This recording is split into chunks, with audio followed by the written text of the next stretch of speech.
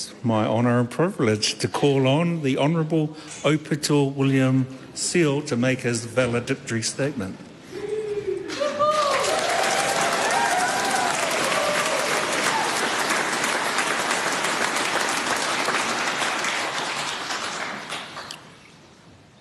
E te mana whakawā, ngā mana, ngā iwi,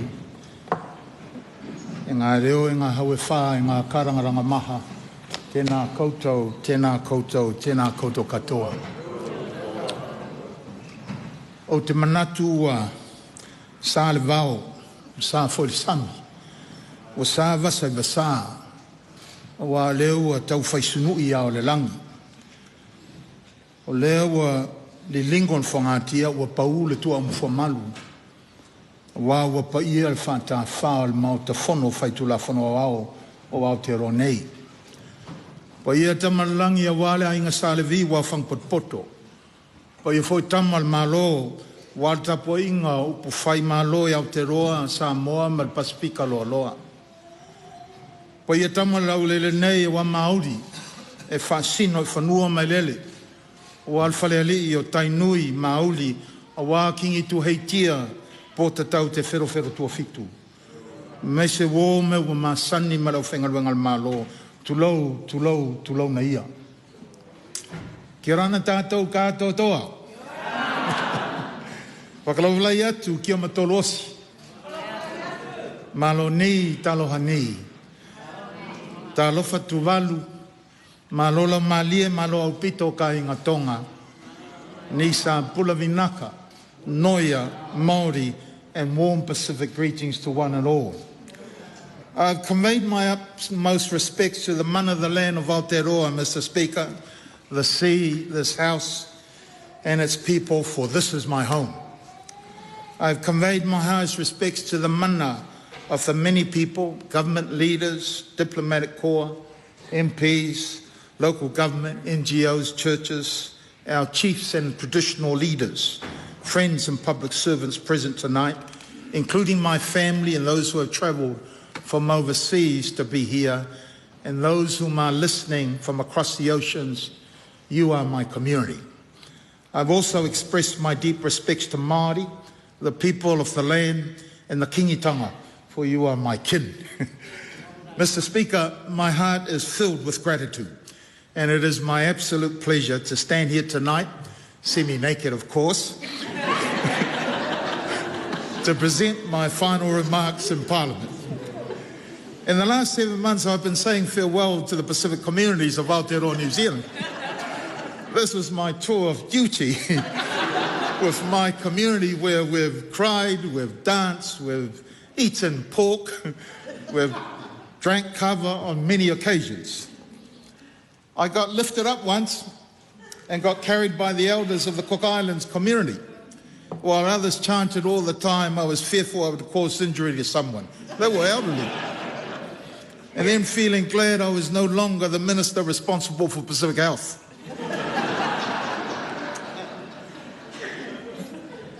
I want to pay tribute to all the Pacific mamas who have continued to feed me as they farewelled me.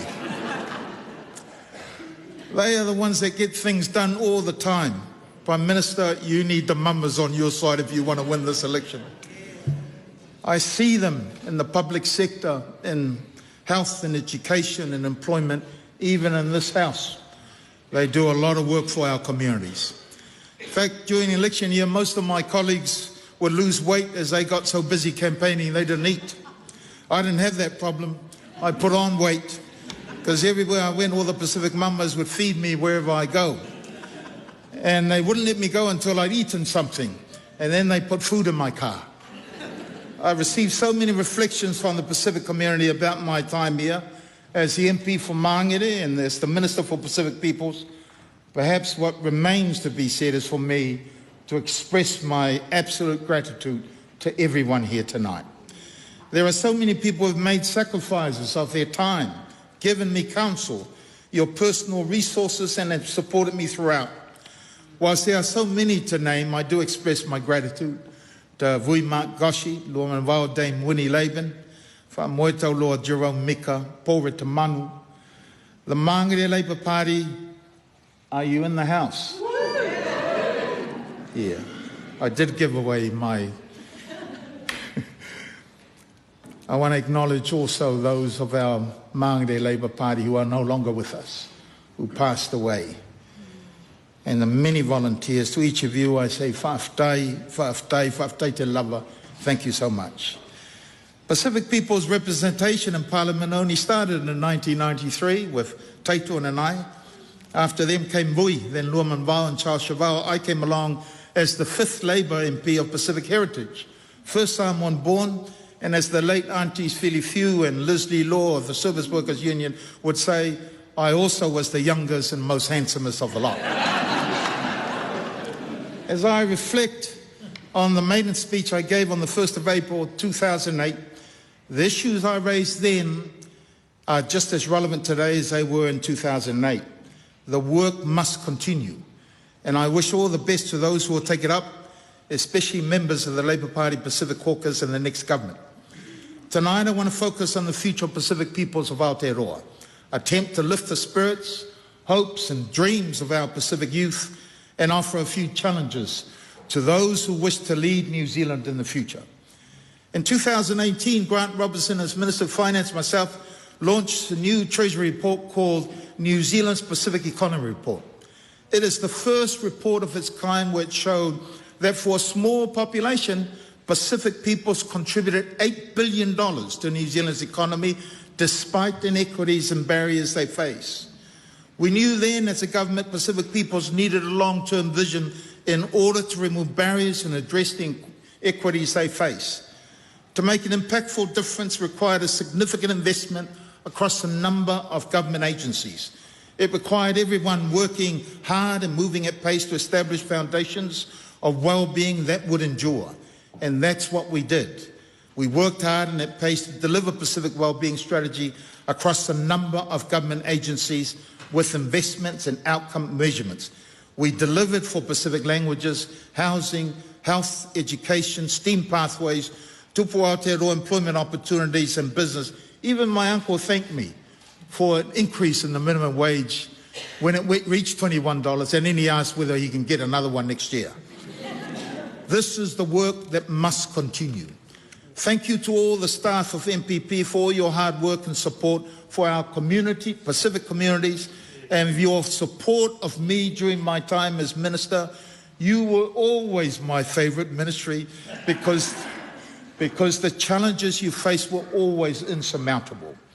Yet when we as a country ensure that Pacific peoples of Aotearoa are strong, resilient, thriving and prosperous, we are also ensuring that New Zealand as a whole benefits. For Pacific people are the youngest and fastest growing population. We have to prepare the next generation to succeed so that Aotearoa New Zealand succeeds.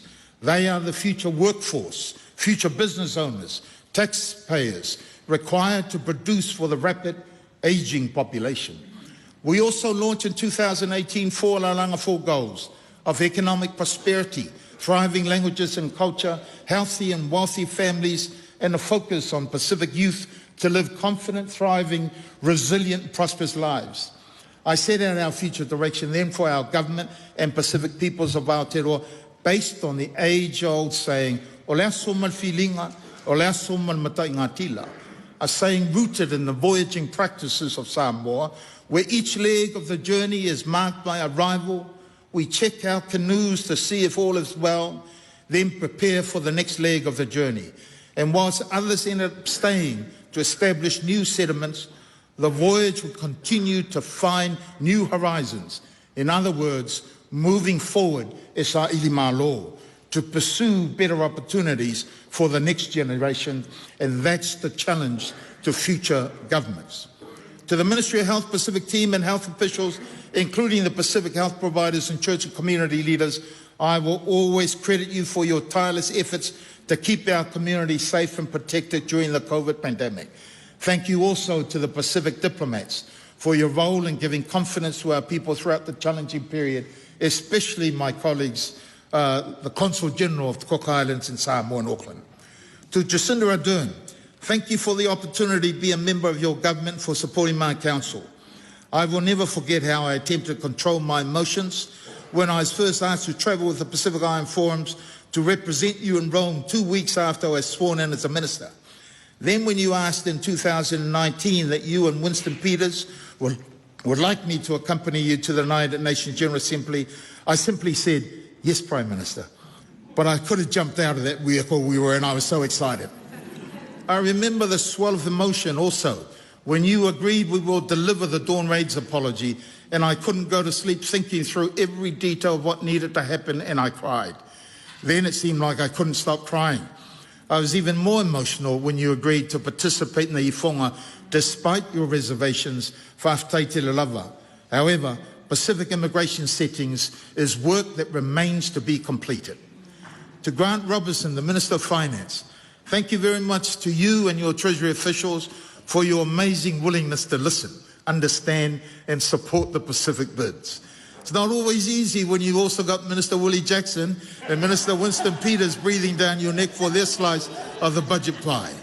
You, above all, I wish to pay tribute to because you kept your word with me and turned up to front our Pacific communities every year. To all of my former ministerial colleagues in Labour Party caucus, including the Fighting Fit Pacific and Māori caucus, thank you so much. We had a blast, but there is still so much more that needs to be done, and a lot is at risk. To Prime Minister Chris Hipkins, I thank you for your support in our work during the COVID pandemic. I appreciate that you listened to my challenges on Pacific health matters for Aotearoa and across the Pacific through the Pacific Health Corridor. And I am grateful for your support in the Pacific education space as we pushed for reform on Pacific languages, Pacific history, Pacific scholarships, and Pacific staffing. We have a saying in Samoan, from the mountains flow the blessings unto the villages. I believe that you are a mountain of a man, solid, steadfast, and immovable in your values and doing the right thing for others. You're doing a great job as Prime Minister. Thank you to Minister Winston Peters, who texted me to say he gives me his apologies, and your team and Ministers James Shaw and Marama Davidson, the Green Party. Toeolesulusulu lava, it's been a wonderful journey working with you and always appreciated your support. I'll never forget how Minister Shaw and we were so excited 2 weeks into being sworn as ministers. We were off to Germany to the climate change COP meetings. We both agreed to address climate change refugees. MFAD officials advised us on a humanitarian visa. And away we went using it every speech, media interview, and I was promoting it to the Pacific Island leaders. And when we returned, my political advisor asked me, did you consult Winston? Oops, I said, I forgot.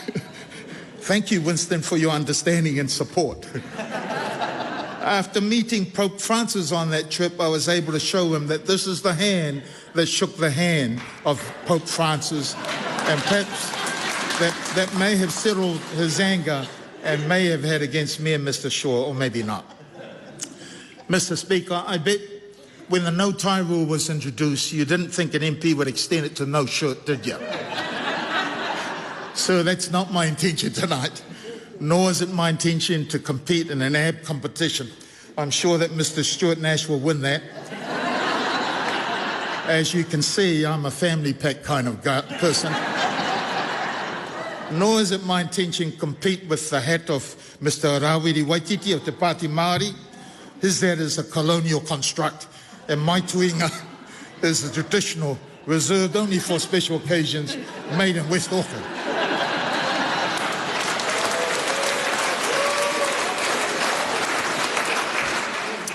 I'm in my traditional attire as a matai of Mainga Samoa, reserved for special events such as tonight. The Kīngitanga Tainui elders plus Govt Pasifika will know better than most of the symbolism of my attire, and I invite people to make inquiries of them. I present myself this way as a sign of respect to the Pacific communities and traditional leaders who have supported me, and also to my families, the many families, Ainga sa Aupito, Ainga sa Tiumalu, Toeolesulusulu, Tofae and Sua, all those connected to the genealogies of those families, o so taupinga afa ma so malua papa o te maluai. They who have protected me, to them all I say, Toeolesulusulu lava mo tapua inga mamana. I'm also in my traditional attire because I want to give confidence to the people who look like me, tall, dark and handsome. that they can know that they too can be standing where I'm standing and to be proud of who they are, and to not be afraid to claim the right to sit at the table of decision-making at all levels of Aotearoa.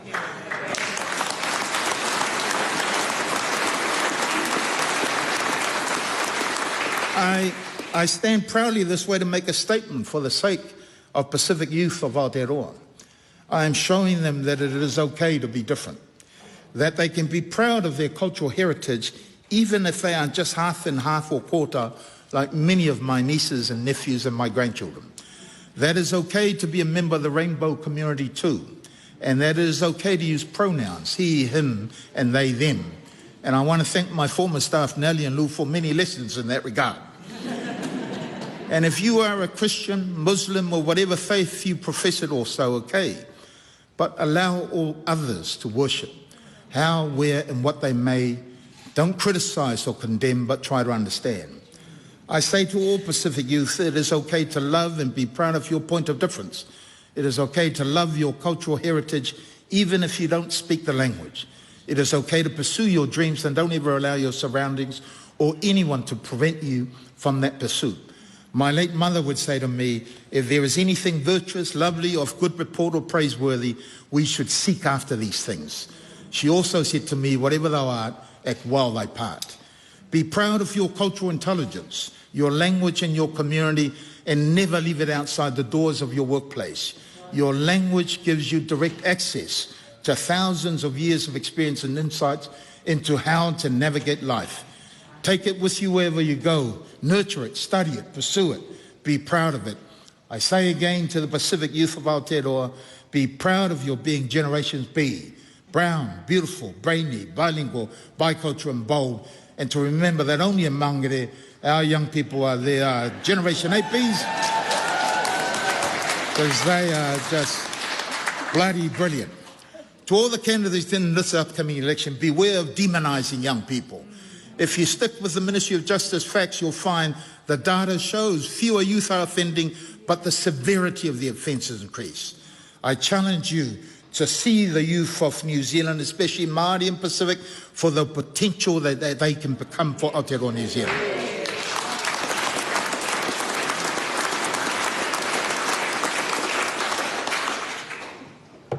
For all our youth, the best way of pushing back on politicians is voting on election day against those who use colonial constructs that divide and rule.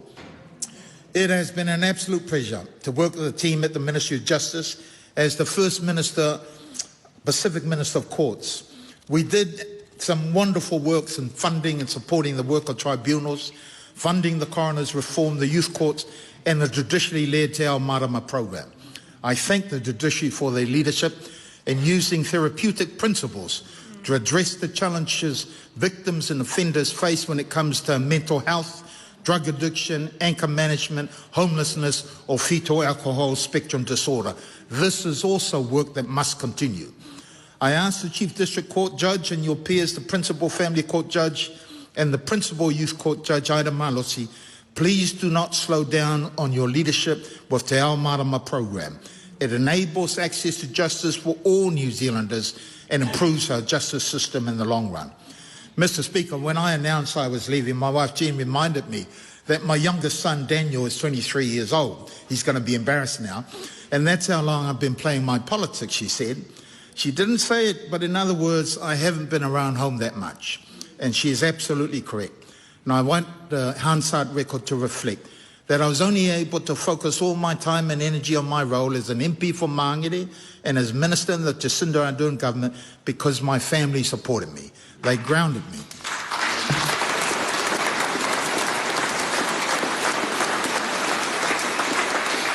They sacrificed to allow me to take up what many would argue is the greatest calling in the world, to serve the public, to serve my community, to serve my fellow human beings, to serve Aotearoa New Zealand, to serve Māngere, to serve the Pacific, to serve the New Zealand Labour Party to the best of my abilities, and I have absolutely enjoyed and loved every minute of it.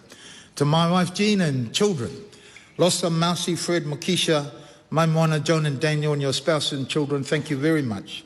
To my children in the US, Joshua, Makisha Senior and Jacob and your families, whawhtai te lava. To my father, Aupito Senior, the last of the Mohegans, the last of his generation, who recently turned 85 years in Samoa.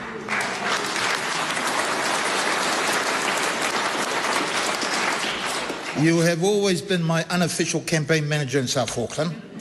You can now promote your many other grandkids and daughters.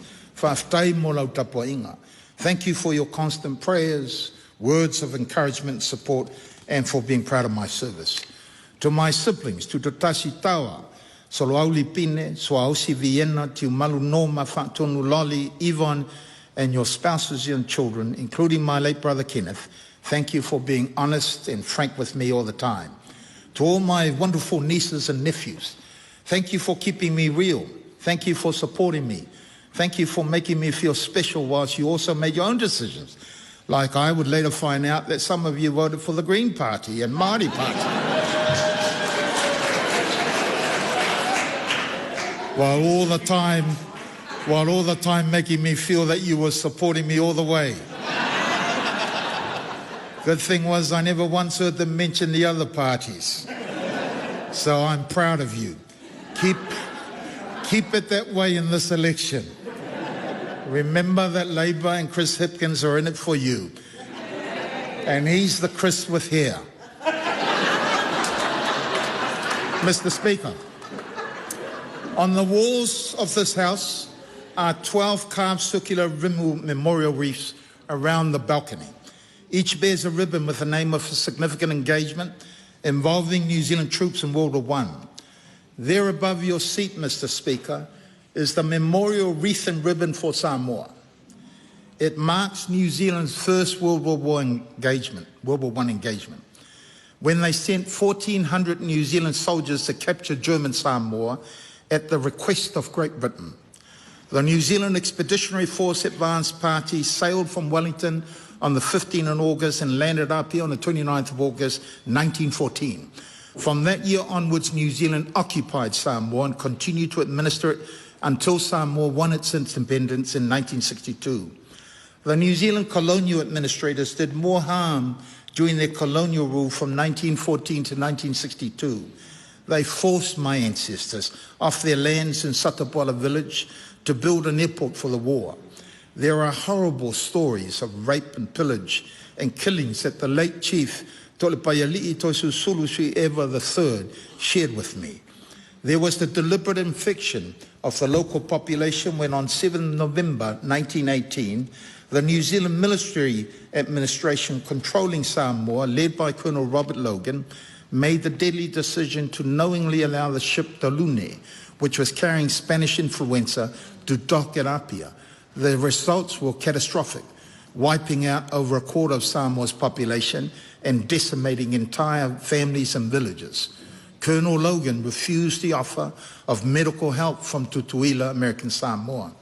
When the local Samoan leaders protested and revived the Mau movement, they were banished from Samoa. They were taken and imprisoned, some in Mount Eden. Many were stripped of their Samoan matai titles and moved off their land. When they were in Mount Eden, Māori visited them and gave aid.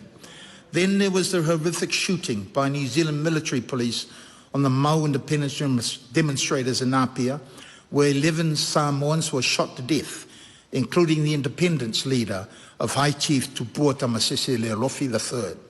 Saturday, 28 December 1929 became known as Black Saturday, and I have been singing wherever I have gone as a minister the song O le whanata avili wa otea te mai, because that song tells of that story so that I don't forget this history.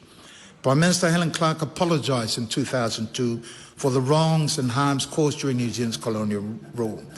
More must be done. The Treaty of Friendship that New Zealand holds with Samoa is the only one it has, is the document that has to be enhanced to achieve restitution for the harms caused and wrongs committed. It is not for Samoa to ask for it, it is for New Zealand to right those wrongs tangibly.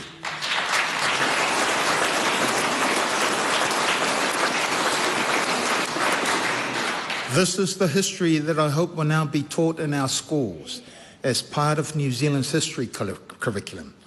By teaching this history, New Zealand can become a better country by understanding the mistakes they've made in the past, and future generations can learn not to keep repeating the folly of past governments.